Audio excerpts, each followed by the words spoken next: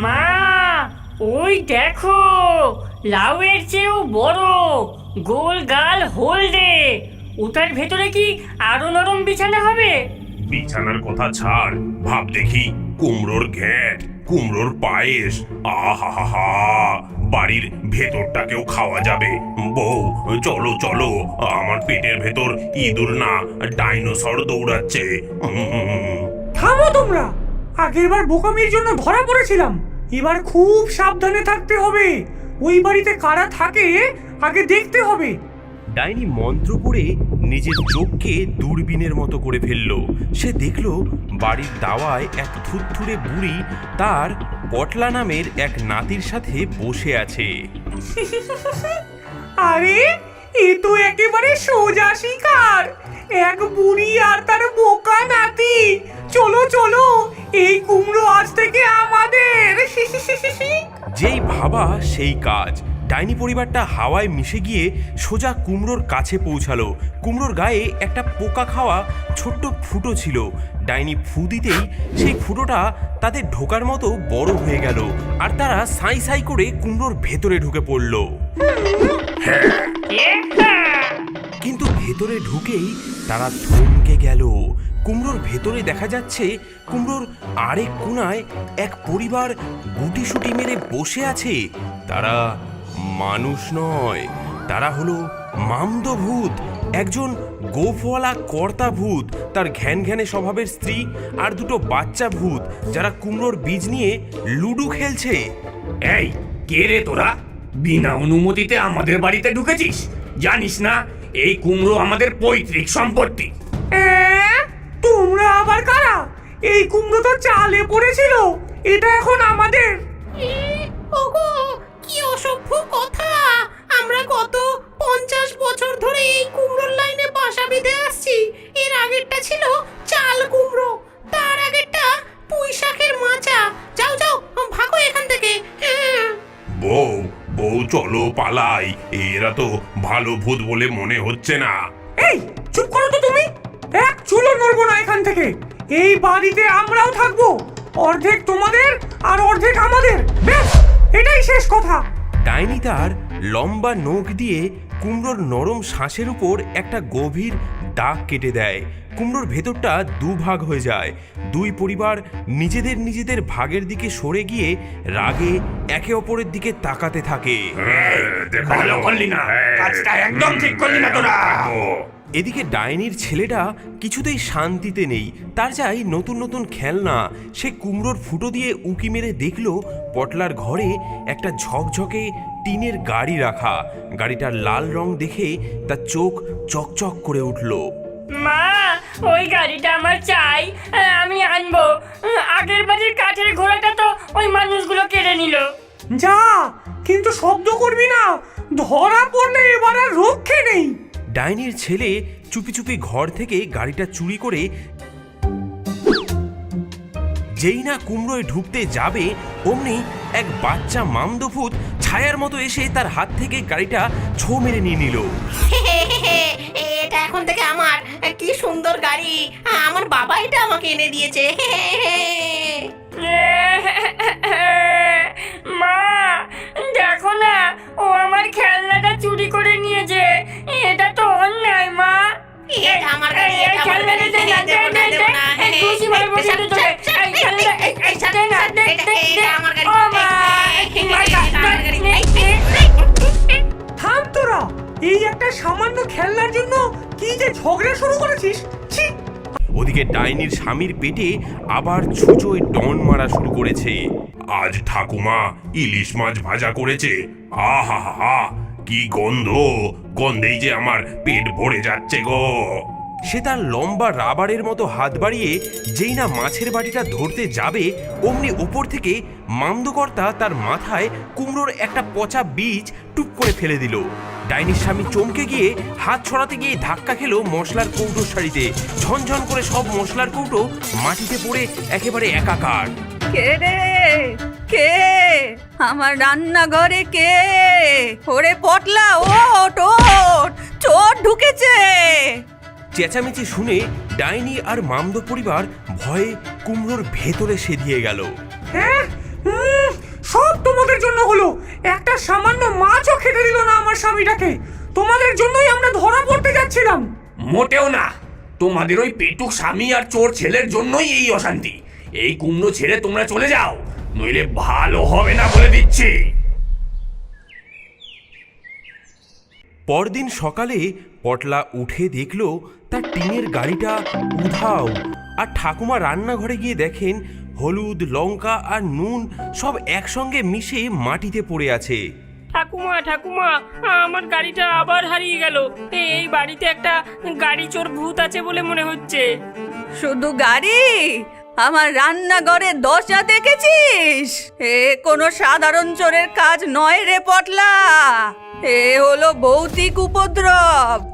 আর মনে হচ্ছে এবার একটা নয়, একাধিক উপদ্রবই জুটেছে। পটলার ঠাকুমা, যার নাম সাবিত্রী দেবী, তিনি যেমন তেমন বুড়ি ছিলেন না। যৌবনে তিনি অনেক ওঝা গুণিনের সাথে ঘুরে বেরিয়েছিলেন এবং ভূতপ্রেতদের স্বভাব চরিত্র সম্পর্কে তার বেশ ভালোই জ্ঞান ছিল। তিনি বুঝতে পারছিলেন এই উপদ্রব সাধারণ নয়। আমার মনে হচ্ছে একদল চুরি করছে আর একদল জিনিসপত্র ফেলছে। তার মানে ভেতরে দুটো দল আছে, আর তাদের মধ্যে ঝগড়াও চলছে। এই ঝগড়াই আমাদের সবচেয়ে বড় অস্ত্র। ঠাকুমা কোনো তাড়াহুড়ো করলেন না, তিনি শুধু নজর রাখতে লাগলেন। তিনি লক্ষ্য করলেন কুমড়োটার আশেপাশেই যেন সবচেয়ে বেশি অদ্ভুত ঘটনা ঘটছে। কুমড়োর গায়ে মাঝে মাঝে আঁচড়ের দাগ দেখা যায়, আবার ভেতর থেকে চাপা গোঙানির শব্দও ভেসে আসে। ঠাকুমা, কুমড়োটা কথা বলছে বলে মনে হচ্ছে। হ্যাঁ, কথা তো বলবেই। ভেতরে যে দুই দল ভূত সংসার পেতে বসেছে। তুই ভয় পাস না পটলা, আমি ওদের ভাগানোর ব্যবস্থা করছি। সেদিন রাতের বেলা ঘটল আর এক অবাক করা কাণ্ড। আকাশপথে উড়ে যাচ্ছিল এক ভুলোমনা জিন। সে ছিল এক ব্যবসায়ী জিন। নানা ধরনের জাদুর জিনিসপত্র এক রাজ্য থেকে অন্য রাজ্যে পৌঁছে দেওয়াই ছিল তার কাজ। উফ, কি যে কাজ আমার! রাজ্যের যত অদ্ভুত জিনিসের সাপ্লাই আমাকেই দিতে হয়। এই পুটুলিতে আছে ঘুম পাড়ানি ধোয়া, এটা রাজা মশাইয়ের জন্য। আর ওইটাই আছে নাচানাচির পাউডার, ওটা আবার রাজকন্যার বোরিং পার্টি জমানোর জন্য। গলিয়ে ফেললেই বিপদ। এই ভাবতে ভাবতেই অন্যমনস্ক হয়ে তার ঝুলি থেকে একটা পুটলি ফসকে নিচে পড়ে গেল। আর দুর্ভাগ্যবশত সেটা ছিল নাচানাচির পাউডারের পুটলি। পুটলিটা সোজা এসে পড়ল কুমড়োটার পাশে। মা মা, দেখো আকাশ থেকে কি সুন্দর একটা জিনিস পড়লো। নিশ্চয়ই কোনো জাদুর মিঠাই হবে। মা, আমি নিয়ে আসছি। বারণ করার আগেই সে পুটলিটা ভেতরে নিয়ে এলো। ডাইনি বা মামদভূত কিছু বোঝার আগেই সে পুটলির মুখটা খুলে দিল। সাথে সাথেই একরা সোনালি পাউডার হাওয়ায় ছড়িয়ে পড়ে কুমড়োর ভেতরের সবার গায়ে লেগে গেল। কি হচ্ছে? ওরে বাবা রে, ওরে বাবা, আমার শরীরে কি হচ্ছে? আমার পা দুটো যে নিজের ইচ্ছায় নাচছে। ডাইনির পেটুক অলস স্বামী হঠাৎ করেই নাগিন ডান্স শুরু করে দিল, আর তার দেখা দেখি রাশভারী মামদকর্তা ডিস্কো ডান্স শুরু করলো। ডাইনি আর মামদগিন্নি একে অপরের হাত ধরে নাচতে শুরু করলো, আর বাচ্চা দুটো ডিগবাজি খেতে খেতে ব্রেক ড্যান্স করতে লাগলো। তারা কেউ নাচতে চাইছে না, কিন্তু জাদুর পাউডারের প্রভাবে তাদের শরীর তাদের কোনো কথাই শুনছে না।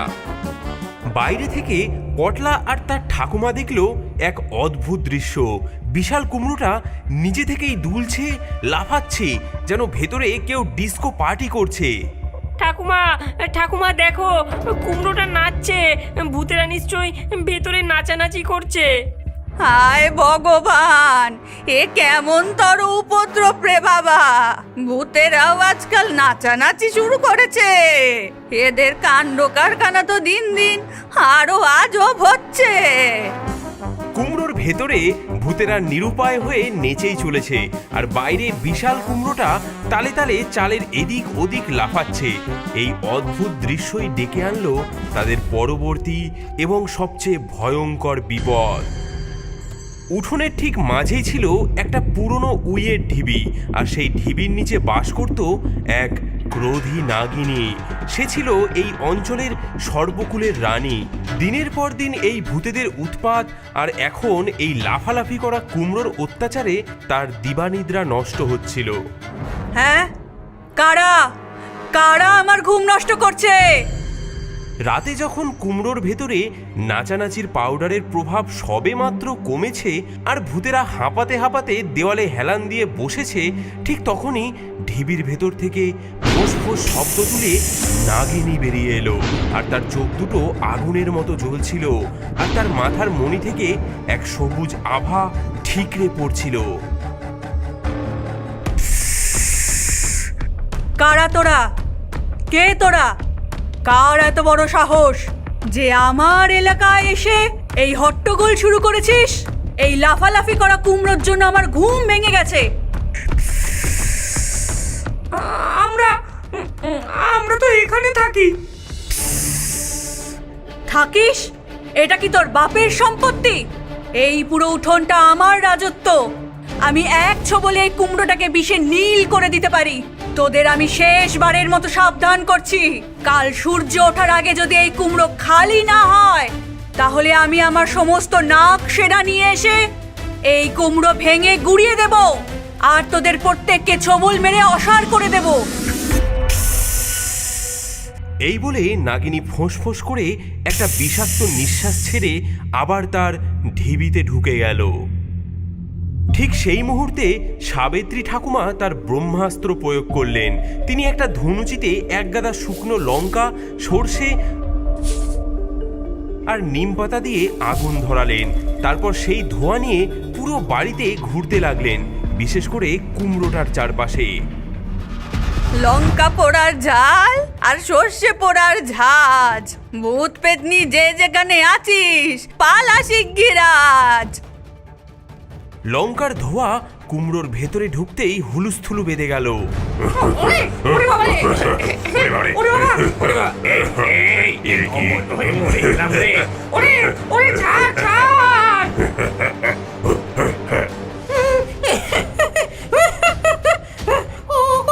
ওগো কিছু একটা করো, আমার বাচ্চা দুটো যে অজ্ঞান হয়ে গেল। শোনো, আর কোনো উপায় নেই। ওই বুড়ি আমাদের তাড়াতে চায়, আর ওই নাগিনী আমাদের মারতে চায়। এখন যদি আমরা এক না হই, তাহলে আমাদের সবাইকে শেষ হয়ে যেতে হবে। কিন্তু আমরা কি করতে পারি? আমরা দুজন মিলে বুড়িটাকে এমন ভয় দেখাবো যাতে সে নিজেই বাড়ি ছেড়ে পালায়। যেই সে পালাবে, আমরা নাগিনীকে বোঝাবো যে আর কোনো শব্দ হবে না, তারপরেই পুরো বাড়িটাই আমাদের হবে। লোভী আর প্রাণের ভয়ে মামদকর্তা রাজি হয়ে গেল। কুমড়োর ভেতরে দুই শত্রু পরিবার একজোট হলো। তাদের লক্ষ্য এক, পটলার ঠাকুমা। সেই রাতেই শুরু হলো আসল ভৌতিক তাণ্ডব। দুই পরিবার তাদের সমস্ত শক্তি এক করে আক্রমণে নামলো। হঠাৎ পটলার খেলনার গাড়িটা আপনা আপনি চলতে শুরু করলো।